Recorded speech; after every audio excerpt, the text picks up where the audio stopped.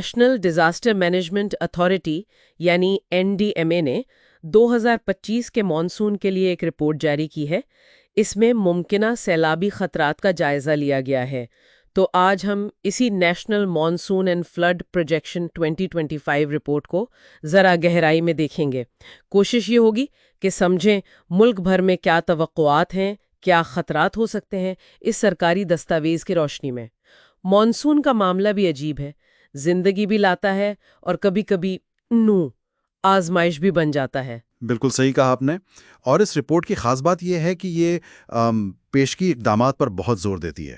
مطلب صرف رد عمل نہیں بلکہ فعال منصوبہ بندی کی بات ہے۔ رپورٹ کے مطابق کئی بڑے موسمیاتی عوامل ہیں، جیسے ENSO ہے، IOD ہے۔ ہاں، یہ تو وہ سمندری درجہ حرارت کے پیٹرنز ہیں جو بحر الاکیالوں اور بحر ہند میں ہوتے ہیں۔ جی بالکل، اور سمندر کی سطح کا درجہ حرارت بھی۔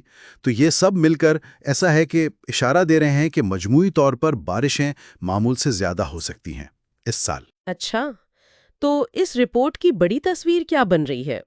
مانسون کب سے شروع ہو سکتا ہے اور موسم کیسا رہے گا مجموعی طور پر؟ دیکھیں، رپورٹ کے مطابق مانسون کا آغاز تھوڑا پہلے ہو سکتا ہے، شاید 26 سے 27 جون کے آس پاس، اور یہ سلسلہ غالباً 15 ستمبر تک چل سکتا ہے۔ مجموعی طور پر ملک کے زیادہ تر حصوں میں معمول سے زیادہ بارشیں اور درجہ حرارت بھی اوسط سے زیادہ رہنے کا امکان ہے۔ لیکن اہم بات یہ ہے کہ یہ تصویر پورے ملک کے لیے ایک جیسی نہیں ہے، علاقائی فرق کافی زیادہ ہو سکتا ہے۔ اچھا، یہ علاقائی فرق کس طرح کا ہے؟ کیا کچھ علاقے زیادہ متاثر ہوں گے؟ مطلب کہاں زیادہ بارش اور کہاں کم؟ جی ہاں، فرق نمایاں ہے۔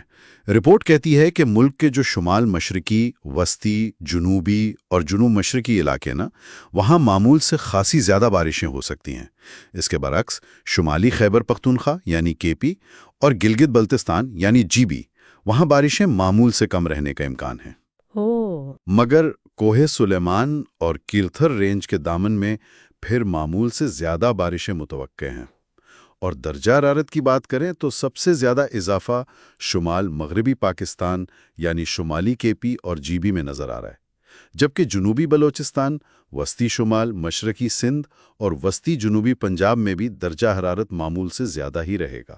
یہ بات تھوڑی سمجھنے والی ہے کہ شمالی علاقہ جات جیسے گلگت بلتستان اور آزاد کشمیر، وہاں بارش کم ہوگی، لیکن آپ کہہ رہے ہیں خطرات بڑھ سکتے ہیں۔ یہ کیسے؟ جی، یہ ایک بہت اہم نقطہ ہے۔ دیکھیں، گلگت بلتستان میں بارشیں کم ہونے کی پیشگوئی تو ہے، لیکن درجہ حرارت زیادہ ہونے کی وجہ سے گلیشیئرز اور برف بہت تیزی سے پگھلے گی۔ اچھا، اس سے جو گلیشیائی جھیلیں ہیں وہ خطرناک حد تک بھر سکتی ہیں، اور ان کے پھٹنے کا خطرہ، جسے GeoLFs کہتے ہیں، وہ جولائی اور اگست میں بڑھ جائے گا۔ خاص طور پر ہنزا، شگر، غزر جیسی وادیاں زیادہ حساس ہیں، اور ساتھ میں لینڈ سلائڈنگ کا خطرہ تو ہے ہی۔ اور آزاد کشمیر کا کیا حال ہے؟ اسی طرح آزاد کشمیر میں بھی، خاص کر مظفرآباد، نیلم، جھیلم ویلی جیسے پہاڑی علاقوں میں اگر شدید بارش ہوتی ہے تو لینڈ سلائڈنگ اور ندی نالوں میں طغیانی آ سکتی ہے۔ ٹھیک ہے، اور پنجاب کے بارے میں جو خدشات ہیں کہ وہاں زیادہ اثر ہو سکتا ہے، وہاں کس قسم کے سیلاب کا زیادہ امکان ہے؟ شہری سیلاب یا دریاؤں والا؟ پنجاب میں اصل میں دونوں طرح کے خطرات ہیں۔ رپورٹ بتا رہی ہے کہ شمالی، شمال مشرقی اور وسطی اضلاع جو ہیں، جیسے سیالکوٹ، نارووال، گجرات، لاہور، راولپنڈی، گجرانوالا، ان علاقوں میں معمول سے زیادہ بارشوں کی وجہ سے شہری سیلاب یعنی اربن فلڈنگ کا شدید خطرہ ہے۔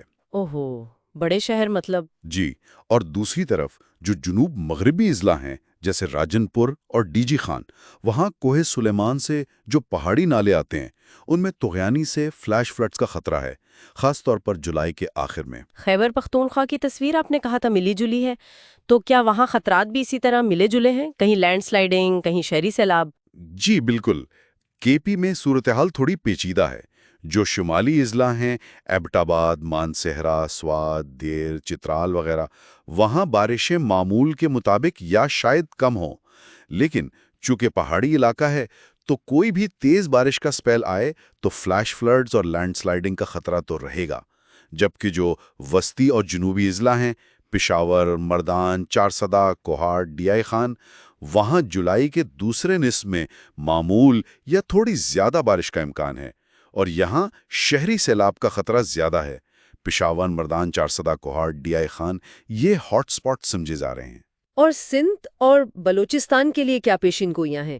کیا وہاں بھی کراچی جیسے شہروں میں وہی اربن فلڈنگ کا مسئلہ اور باقی علاقوں میں دوسرے سیلاب؟ سندھ میں بھی ہاں ملا جلا رجحان ہے۔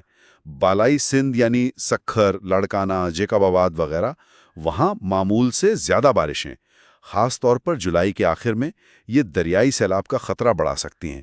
اور زیر سندھ، جس میں کراچی، حیدرآباد، تھٹا، بدین شامل ہیں، وہاں معمول سے تھوڑی زیادہ بارش کا امکان ہے۔ تو مطلب یہ ہوا کہ ہمیں مختلف علاقوں میں مختلف قسم کے خطرات کے لیے تیار رہنا ہوگا، گلوفز بھی، فلیش فلڈز بھی، شہری سیلاب بھی اور دریائی سیلاب بھی۔ بالکل، سب کے لیے تیاری چاہیے۔ اور رپورٹ ایک اور اہم نقطے کی طرف بھی اشارہ کرتی ہے، وہ ہے سرحد پار پانی کا انتظام۔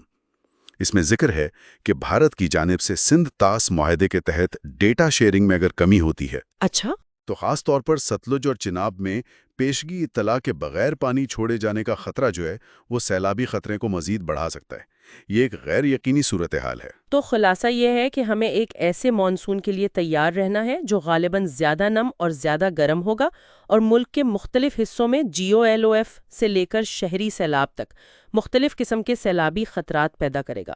تو تیاری واقعی بہت اہم ہے۔ یقیناً، اور یہی وجہ ہے کہ رپورٹ میں بار بار پیشگی اقدامات پر اتنا زور دیا گیا ہے، جیسے سیلاب سے بچاؤ کے منصوبے وقت پہ مکمل کرنا، دریاؤں اور نالوں کے راستوں سے تجاوزات ہٹانا اور سیلاب کے خطرے والے علاقوں کے لیے سخت قوانین بنانا۔